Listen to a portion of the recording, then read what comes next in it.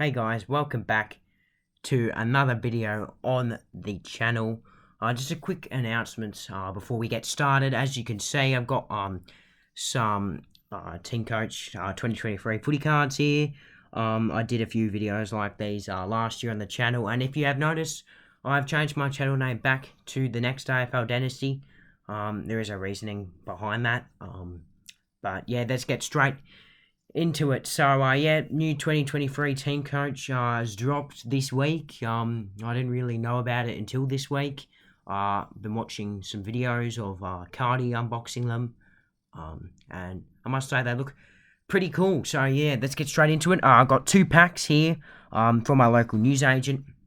Of course, I did what everyone does and run after school to the newsagent to go and pick them up.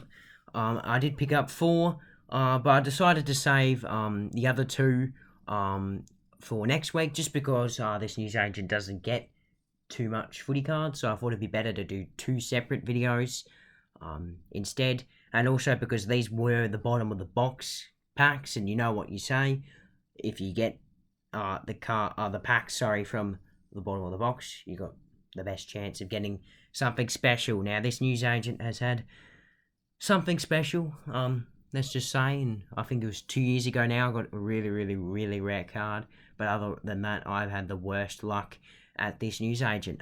Anyway, let's get into the packs. They're the rarity, like the rarity, like the rareness of the cards. If you haven't seen them already, they do have AFLW cards, as you can probably tell there.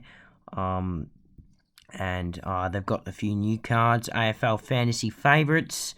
I think they're a much better replacement than them weird, I don't remember what they were called, but them really weird cards last year. The Golds, 1 in 12, they brought them back.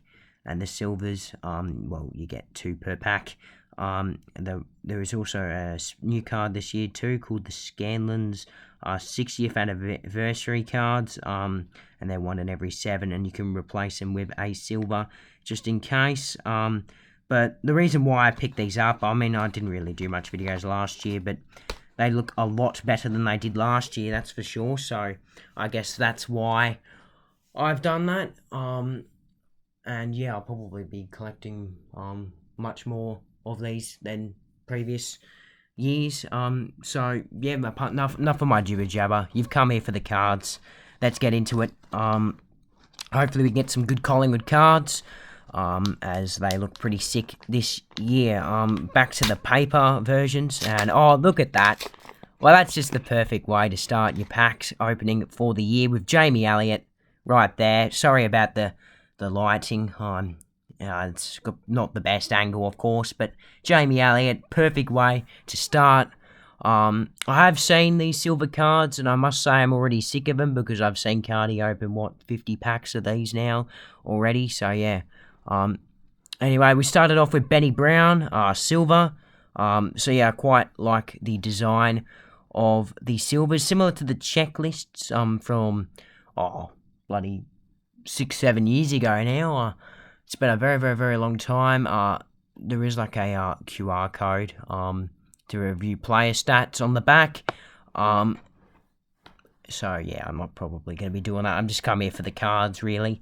Then we got another Matty Rao one, and our first card looks like it's a Geelong card, so that's obviously not ideal, but looks like it is an odd bods. It's one of them 3D ones that you get this year.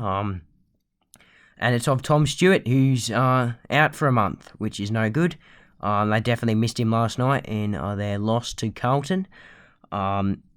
Yeah, it is Tom Stewart, so Tom Cat. That's not bad, I guess. It's okay. Some of the odd bods I've seen look a little bit silly this year. They look pretty crappy. I mean, they've got the same background for all of them. The odd bods don't look amazing, but I do like the 3D style. I wish they'd maybe put a little bit more effort into them, though. So yeah, and that's the back of the card, just in case you were wondering. Then we got a Zachy Bailey.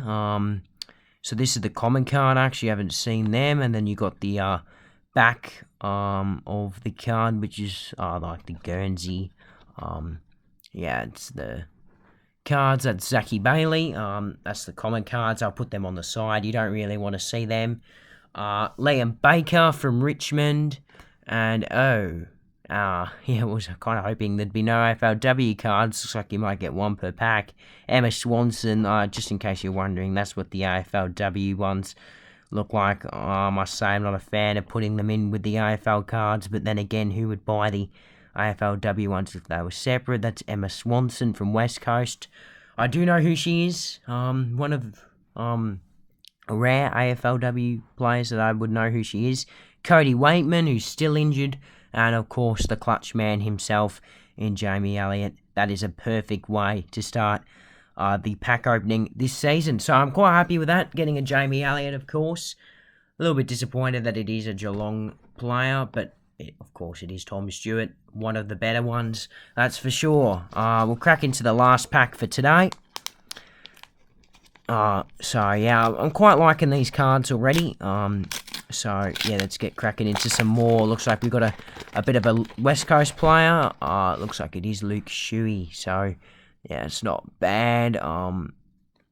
Let's hope for something a little bit better. We got Jack Steele, captain of St Kilda. That's a pretty good card to get, to be honest. Oscar Allen, gun from West Coast. I'm fairly happy with that.